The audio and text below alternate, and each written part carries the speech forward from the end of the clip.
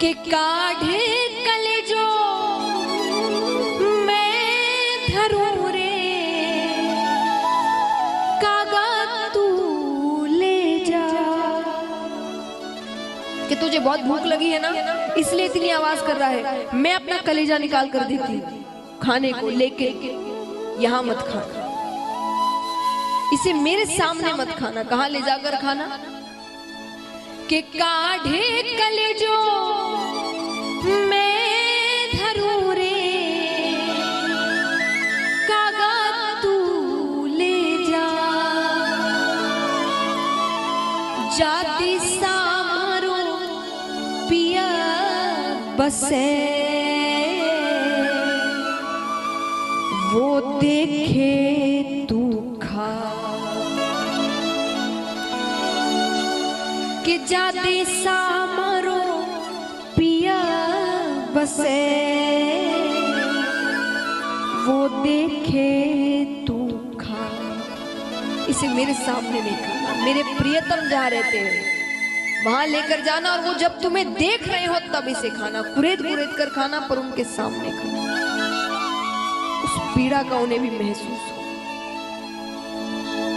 ऐसे भाव है। उद्धव जी आते हैं, गोपियां उन्हें बैठाती है।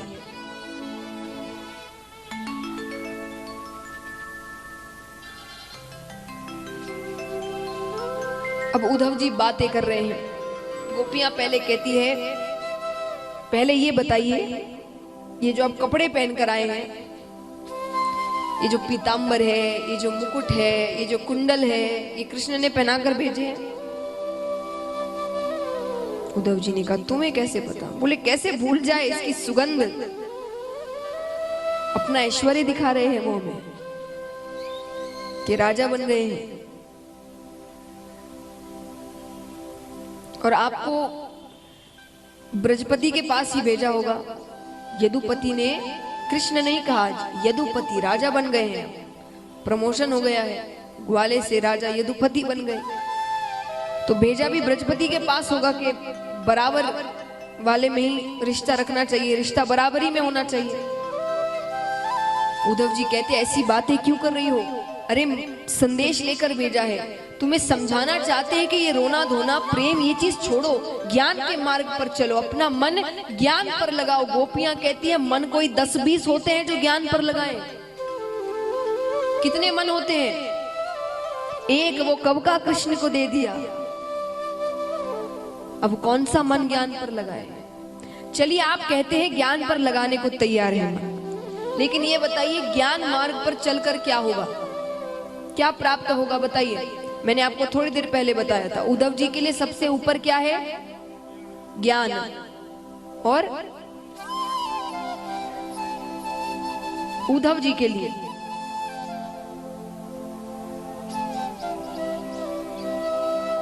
उद्धव जी के लिए सबसे ऊपर क्या है? ज्ञान, मोक्ष, कल्याण, स्वर्ग, ये सबसे ऊपर है। तो गोपियों ने कहा, तो ज्ञान मार्ग पर चलकर स्वर्ग लोक मिलेगा? बोले हाँ। तो बोले, ठोकर मारते हैं ऐसे स्वर्ग। जो हमें कृष्ण प्रेम से दूर कर दे, ऐसे स्वर्ग को हम ठोकर मारते हैं।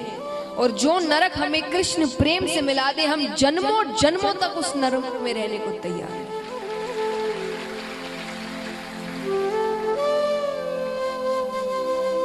तो महाराज उद्धव जी कहते हैं, अभी कह रही थी यदुपति है, ऐसे हैं वैसे हैं, ऐश्वर्य दिखा रहे, अब कहती हो उनके प्रेम के लिए नरक में रहने को तैयार है। गोपियां कहती, यही तो प्रेम है। कार्य को छोड़ो जा सके, पर कार्य की कथा ना छोड़ी जाए। इसकी बातें नहीं छोड़ सकते हम, उससे प्रेम करना नहीं छोड़ सकते। और उद्धव जी, हम नहीं चाहते कि आप जाकर कृष्ण को सारी चीजें बताएं कि हम इतने दुखी हैं, इतना याद कर रहे हैं। ये सब मत बताइएगा। उनसे कहना, हम बहुत प्रसन्न हैं, अच्छे से रह रहे हैं, बस उसे याद कर रहे हैं, बहुत याद कर रहे हैं।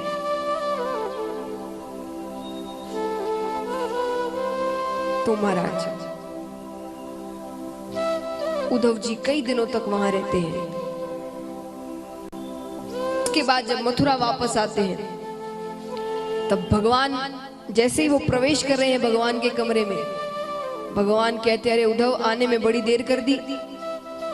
उद्धव जी कहते हैं करुणानिधि, दयालु, कृपालु, सारे मनगढ़ंत नाम हैं आपके, खुद ने रखे हैं।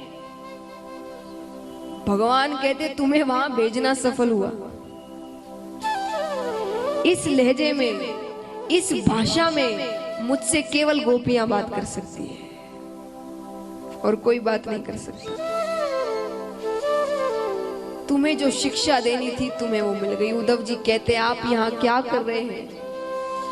प्रेमियों को छोड़कर स्वार्थियों के बीच बैठे हैं। यहाँ हम सब संभाल लेंगे, आप चले जाइए। भगवान कहते मैं नहीं जा सकता। कंस के ससुर जरासंध बार बार आक्रमण करते हैं। मथुरा में बड़े बड़े महल है, सैनिक है, अस्त्र शस्त्र है, वो हार जाता है। ब्रज में सब कुछ नहीं है। एक आक्रमण होगा और पूरी ब्रजभूमि खत्म हो जाएगी। तो कभी कभी मिलने चले जाया करिए। बोले अगर कभी कभी मिलने गया, जरासंध को भनक भी लग गई कि मेरी वहां प्रीति है, तो मुझे मानसिक पीड़ा पहुंचाने के लिए वो वहां पर आक्रमण करेगा, वहां के लोगों को परेशान करेगा। तो बोले उन्हें यहां लेकर आ जाइए। बोले वो भी नहीं कर सकता। मेरे दो रूप हैं। वहां मैं एक ग्वाला था, गैया चराता था, ग्वालों की झूठन खाता था। यशोदा मैया मुझे उखल से बांध देती थी। नंद बाबा की जूतियां सर पर लेकर आता था। यहाँ मैं राजा हूं। यहाँ एक एक व्यक्ति को पता है मैं भगवान हूं। यहाँ मुझे युद्ध करना पड़ता है, राजनीति करनी पड़ती है। मेरा ये रूप वो देख नहीं पाएंगे, सोचेंगे कृष्ण कैसा था, कैसा हो गया। पर तुम्हें क्या लगता है मैं उनके साथ नहीं? आज भी जब वो रोते बिलखते रास्ते में पागलों जैसे घूमकर बेहोश हो जाती है ना, तब मैं उन्हें उठाकर सुरक्षित उनके घर वापस पहुंचाता हूं। तो महाराज इस प्रकार भगवान उद्धव जी को प्रेम तत्व के बारे में समझाते हैं।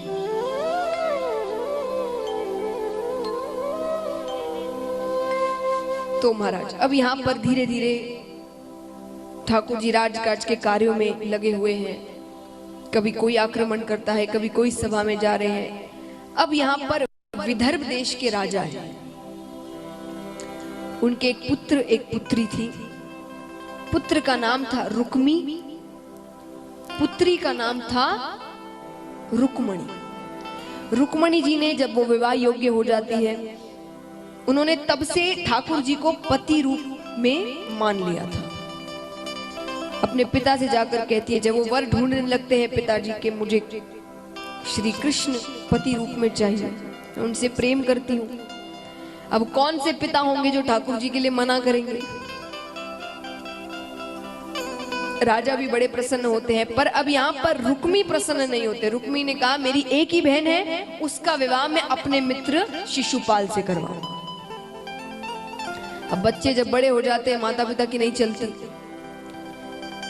कुछ कह नहीं पाते राजा। पर रुक्मणी जी ने कहा कि मैंने जिसको पति के रूप में माना है विवाह, तो मैं उसी से करूंगी। एक पत्र लिखती है। उनके घर एक ब्राह्मण आते थे, तो ब्राह्मण के हाथों उन्होंने एक पत्र ठाकुर जी को भिजवाया कि मैंने आपको पति के रूप में मान लिया है।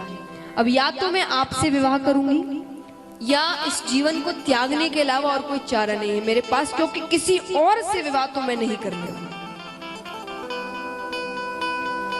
ठाकुर जी बलराम जी की ओर देखते हैं कि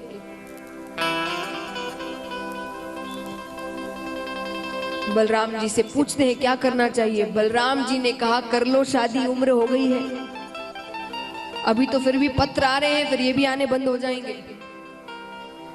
भगवान कहते हैं ठीक है। तो भगवान एक स्वीकृति पत्र वापस भेजते हैं कि आप जब पार्वती माता के पूजन के लिए जाएंगी, पहले महाराज पूजा तो अभी भी होती है, हम तुलसी माता की, पार्वती माता की पूजा करते हैं विवाह से पहले।